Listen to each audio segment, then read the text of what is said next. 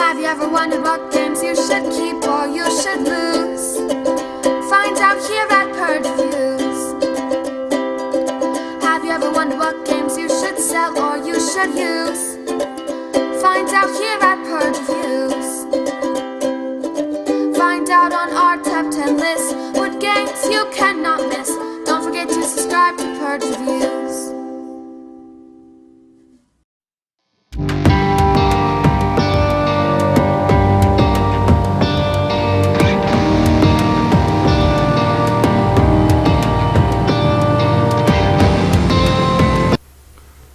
Tat Cat is a simple card game by Game Rights. They put out these card games quite a bit, and they're just kind of like this family type game that you play with children. They usually involve silliness and artwork and just a silly game in general. I'm not sure there's a whole lot of strategy to this game. If you're able to peek at your cards and you notice you have something low, you're probably going to win the round, but I think you play multiple rounds to kind of spread that luck out is what you're trying to do. It's a cute little card game you play with your children. They recommend 6 and up. I think you could probably do 5 or 6. I think that would be fine to start people out on. The concept of scoring low points is something new for a lot of kids, so it can kind of be a learning thing for them that might pick up and use in other games. It isn't a game that's going to run you through the ringer or be a big brain burner, but it is a fun little game, and you have such limited information that when you flip over your card, I don't know that it has a lot of meaning. You're just kind of doing your thing and hoping that you'll be able to get through it, and you just kind of guess and you hope you're right and you laugh if you're not, and maybe do some smack talk at the table. That's the type of game that you have here. It's a mild filler at best for a group of adults. I don't think most adults would want to play this, but maybe there could be some bluffing, but I don't know what really bluffing you would do, because you either turn over your cards or you don't. If you feel like you're winning, oh, I'm winning, to try to trick somebody, maybe, but you would just turn your cards over. So I don't know. Game Right puts these games out. They've had a lot of success with it, so I think it's a fine little family card game, and I would just leave it at that. Let's take a look at Tat Cat. So this is a Game Right game. I'm meant to select.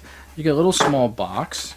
You get a black and white rule book in 2 different languages. It's kind of cheap paper. It's folded out, and you're going to get cards. And the insert fits this really well. Could be a tad bit smaller, but I think it's sufficient for what you get. You're going to get some cutesy artwork of animals that kids will like, and everything is really good. Now the quality of the cards, the back's a little generic, but I think it all kind of, I think it feels good in your hand. I like the way they shuffle. Actually, I do. I can tell they're a little bit on the cheaper side, but they really work for me. So no complaints with this for a little cheap card game. The rules for Tat Cat are very clear. There's only 3 power cards. You can peek at a card, you can draw more cards, or you can swap with somebody. It's very simple.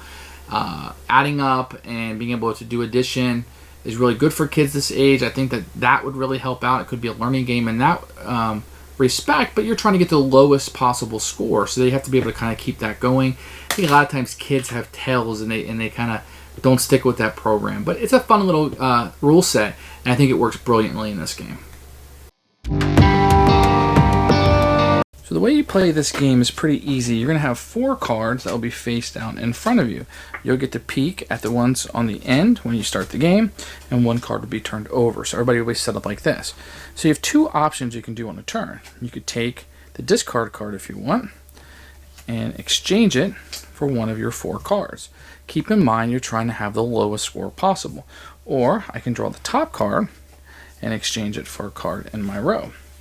So if you draw a number card, then you just swap it with something in your row. But if you happen to draw a power card, you can do the powers. 3 different powers. This one is a draw 2. So this one allows me to draw 2 cards and use them and swap things out. I'm going to utilize the rule book to show you the other ones. You have peek. This lets you look at one of your cards. Remember, you don't always know what your cards are. When the game starts out, you'll know these 2, but you don't know what these 2 are. Plus, it's easy to forget what things are because you're moving cards around. You're also going to have a swap card. And this allows you to swap a card with another player. So you can try to steal one of their cards. But remember, when you steal it, you don't get to look at it. You'll never get to look at the cards unless you have the peek one. Or at the beginning of the game, you get to see these 2. So you can kind of figure what you have. So when you feel like you have the lowest score, you say Tat Cat, and you pull them over, and you add it up, and you keep scores for that round. This is my score for the round. and then you just play to a certain number. There's a few ways you can play, the time limit or a number of points or whatever, but you want the lowest score. Lowest score wins, and that's Rat-a-Tat Cat.